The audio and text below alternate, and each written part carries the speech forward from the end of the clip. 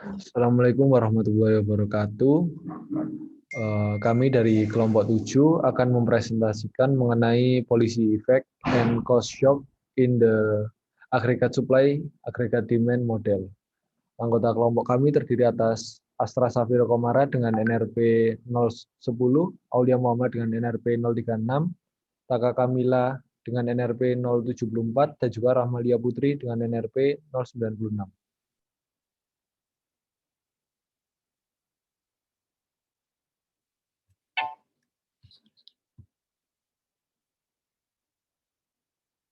Oke, jadi yang pertama di sini kami akan membahas mengenai Lags in Implementation and Policy Effects. Jadi sama seperti ketika seseorang membelokkan kapal yang membutuhkan waktu cukup lama, membuat kebijakan ekonomi menghadapi kelambatan yang tidak terprediksi untuk mengetahui dampak dari kebijakan yang telah diimplementasikan. Kelambatan tersebut turut memperumit pelaksanaan kebijakan fiskal dan juga moneter. Di sini ada dua lag, yaitu inside lag. Itu adalah waktu antara guncangan ekonomi dan pengeluaran kebijakan untuk mengatasi shock tersebut. Kelambatan ini muncul karena pembuatan kebijakan perlu waktu untuk menyadarinya dan membuat kebijakan yang sesuai.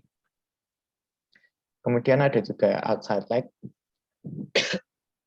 Ini merupakan waktu antara setelah implementasi kebijakan dengan pengaruhnya terhadap perekonomian. Kelambatan ini muncul karena adanya kebijakan yang tidak segera mempengaruhi pendapatan, pengeluaran, dan juga pekerjaan. Selanjutnya kami akan membahas mengenai fiscal policy effects. Namun sebelumnya di sini akan dibahas sedikit mengenai apa itu kebijakan fiskal, yaitu kebijakan pemerintah yang merujuk pada keputusan mengenai tingkat pembelanjaan atau pajak negara secara keseluruhan. Jadi di sini ada kebijakan kontraktif, yaitu untuk menaikkan pajak dan juga menurunkan belanja negara. Di sini dengan tujuan untuk menurunkan daya beli masyarakat sehingga inflasi dapat diatasi. Kemudian ada juga ekspansif, ini sebaliknya dari kontraktif, yaitu menurunkan pajak dan juga menaikkan belanja negara, sehingga dapat meningkatkan daya beli masyarakat dengan tujuan yang lebih jauh, yaitu mengurangi deflasi. Next. Selanjutnya ada efek kebijakan fiskal pada permintaan agregat. Yang pertama, efek dari perubahan dalam pembelanjaan negara. Ketika mengubah jumlah uang yang beredar atau tingkat pajak, pemerintah mengubah kurva permintaan agregatif dengan mempengaruhi keputusan belanja perusahaan atau rumah tangga. Sebaliknya, ketika mengubah belanja barang dan jasanya sendiri, pemerintah mengubah kurva agregat secara langsung. Kemudian yang kedua ada efek penggandaan atau multiple effect. Multiple effect yaitu pergeseran tambahan pada kurva agregatif apabila terdapat kebijakan fiskal ekspansif yang meningkatkan pendapatan dan kenaikan belanja konsumen. Hal ini dikarenakan setiap dolar yang dibelanjakan oleh negara dapat meningkatkan permintaan agregat sebesar lebih dari $1. Dari hal tersebut dapat dikatakan bahwa belanja pemerintah menimbulkan efek penggandaan. Berikut adalah sedikit gambaran mengenai efek penggandaan.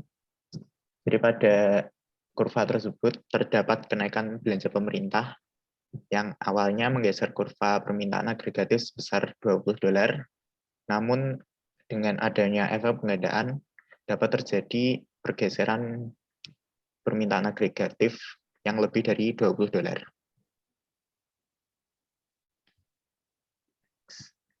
Ya, selanjutnya ada pergeseran kurva agregatif demand atau permintaan agregatif ketika perekonomian hampir datar pada bagian dari kurva agregatif supply atau penawaran agregatif.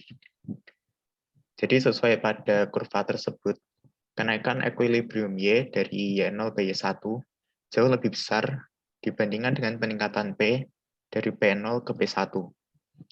Di sini menunjukkan bahwa ekspansioner kebijakan fiskal bekerja dengan baik, meningkatkan output dengan sedikit peningkatan pada tingkat harga.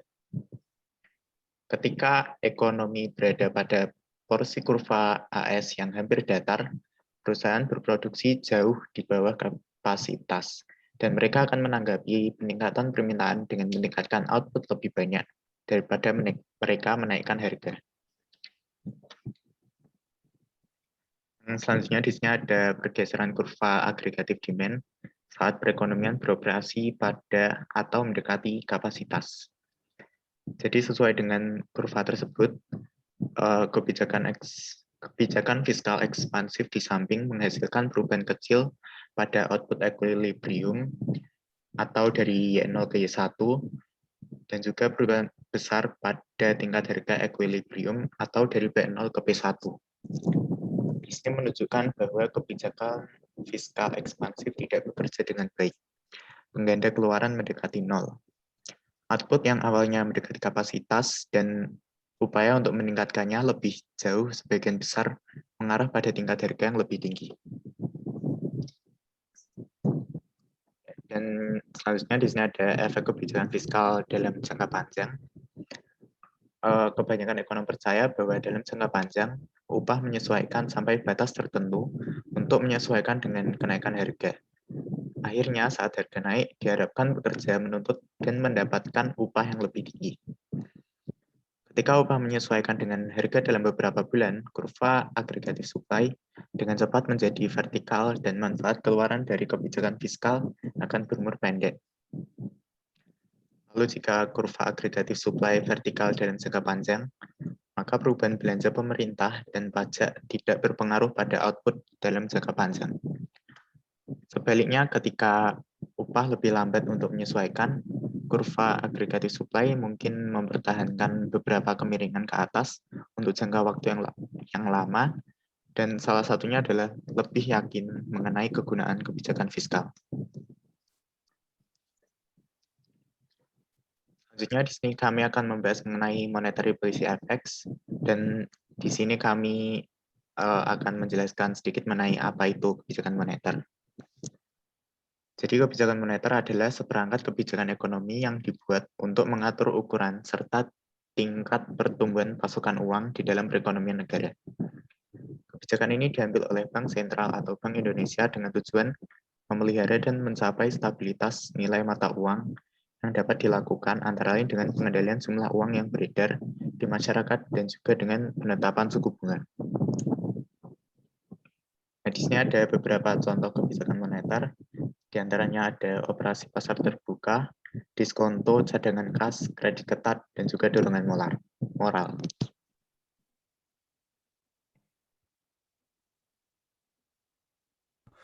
Baik, saya akan menjelaskan mengenai bentuk kurva agregat demand saat bank sentral lebih mempedulikan tingkat harga daripada output. Dalam persamaan bank sentral, di aturannya menganggap variabel A sebagai output, lalu variabel B sebagai tingkat harga. Ukuran koefisien dari variabel tersebut menggambarkan perbandingan kepedulian bank sentral terhadap tingkat harga dan output. Di saat A memiliki nilai yang lebih kecil dibanding B, dapat diartikan bahwa bank sentral memiliki preferensi yang lebih kuat dalam kestabilan harga daripada output. Bank sentral dalam kenaikan harga. Bank sentral akan merespon kenaikan harga dengan meningkatkan tingkat bunga. Dengan kenaikan yang besar dan mengakibatkan turunnya investasi dan output seperti yang direncanakan. Dalam hal tersebut, kurva AD relatif datar. Bank sentral bersedia untuk melakukan perubahan besar-besaran dalam Y atau agregat output demi mendapatkan kestabilan harga. Masalah mengenai bobot yang diberikan bank sentral kepada harga yang relatif terhadap output terkait permasalahan penargetan inflasi. Suku bunga terikat yang bernilai 0. Suku bunga terikat tidak dapat memiliki nilai di bawah 0 atau bernilai negatif. Dalam peraturan bank sentral, jika output, tingkat harga, dan faktor Z membuat bank sentral menentukan nilai suku bunga menjadi negatif, maka bank sentral akan membuat suku bunga bernilai 0. Hal ini disebut dengan zero interest rate bound. Saat nilai output, tingkat harga, dan faktor Z meningkat, yang berarti meminta suku bunga untuk naik menuju positif, situasi tersebut disebut dengan binding situation. Nah, berikut merupakan binding situation. Dalam Situasi binding situation yang membentuk horizontal suku bunga selalu memiliki nilai 0 sehingga titik equilibrium tepat berada pada kurva IS yang melintas pada 0. Pada situasi ini, perubahan tingkat harga dan faktor Z tidak akan berubah apapun. Pada binding situation, kurva agregat demand akan membentuk vertikal. Peningkatan tingkat harga dalam aturan bank sentral akan meningkatkan suku bunga dan menurunkan investasi. Hal tersebut juga berlaku pada peningkatan output. Saat tingkat harga mengalami penurunan, namun tingkat bunga tetap berada pada nilai 0, maka investasi tidak akan berubah, sehingga tidak akan terjadi perubahan pada output.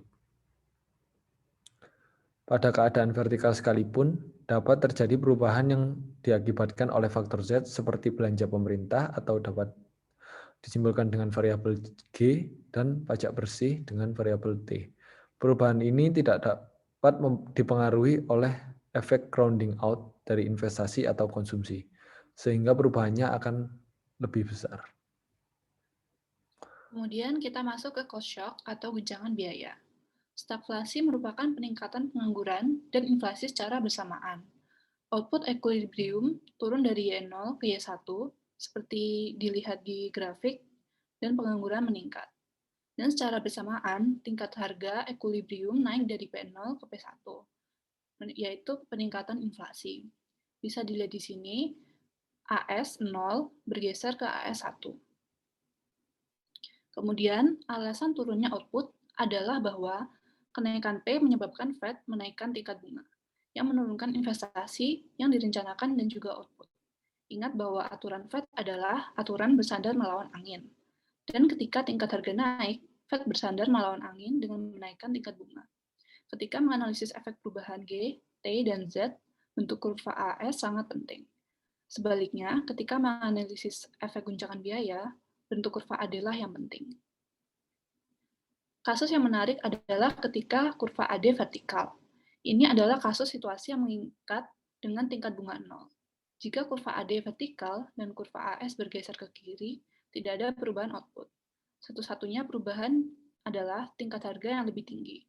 Dalam situasi mengikat, kenaikan P tidak berubah R, yaitu R masih 0. Jadi, investasi yang direncanakan. Ketika tingkat harga naik, karena kurva AS bergeser ke kiri, ini disebut inflasi sisi biaya atau sisi penawaran.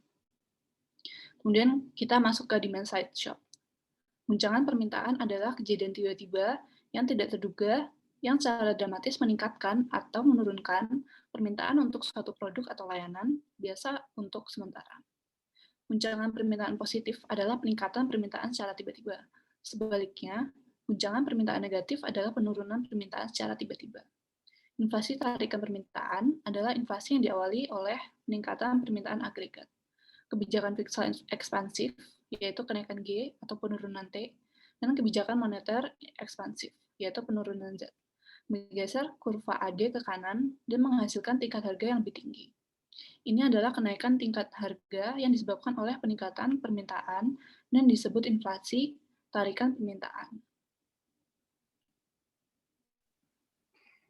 Selanjutnya, pada bagian ini kita akan mengulas seperti apa kebijakan moneter sejak tahun 1970 mengenai perilaku Bank Sentral US dalam mengubah suku bunga. 5 periode sejak 1970 adalah periode resesi dan 2 periode inflasi tinggi. The Fed menaikkan suku bunga ketika inflasi tinggi. Ketua Fed, Powell, pada waktu itu dipuji sebagai pahlawan melawan inflasi. Yang berwarna merah itu inflasi. Periode inflasi tinggi ada di tahun 1970 sampai 1980. Dan setelah itu tidak ada inflasi tinggi. The Fed menaikkan suku bunga bahkan ketika output atau pengangguran tinggi. Yang berwarna biru atau ungu itu disebut suku bunga. Tingkat suku bunga sangat tinggi pada periode 1979 sampai 1983. Meskipun output rendah, dan pada tahun 1983, inflasi sudah mulai turun 4%, sehingga Bank Sentral mulai menurunkan suku bunga. Dan di tahun 2008, Bank sentral menurunkan suku bunga hampir mendekati nol. Dan disinilah Bank sentral berhasil menolkan suku bunga terikat. Yang berwarna kuning itu output. Output rendah ada di tahun 1983. Paling tinggi di tahun 2000. Kemudian pada awal 2008, Bank sentral baru bisa memperlancar fluktuasi output. Next. Selanjutnya ada penargetan inflasi. Nilai target tingkat inflasi biasanya untuk jangka waktu 1 tahun atau lebih, dan kemudian memilih nilai suku bunganya dengan tujuan menjaga tingkat inflasi aktual dalam beberapa rentan tertentu. Ada beberapa perdebatan tentang apakah penargetan inflasi adalah ide yang bagus, karena dapat menurunkan fluktuasi inflasi, tetapi mungkin dengan biaya fluktuasi output yang lebih besar. Ketika Ben Bernanke ditunjuk sebagai ketua Fed pada tahun 2006, beliau berargumen mendukung penargetan inflasi, namun tidak ada bukti bahwa The Fed melakukan ini selama masa jabatannya. The Fed mulai menurunkan suku bunga pada tahun 2007 untuk mengantisipasi resesi, tapi tidak terlihat seperti penargetan inflasi. Baik, sekian presentasi dari kelompok kami. Jika ada kesalahan kata maupun perbuatan, mohon maaf. Assalamualaikum warahmatullahi wabarakatuh.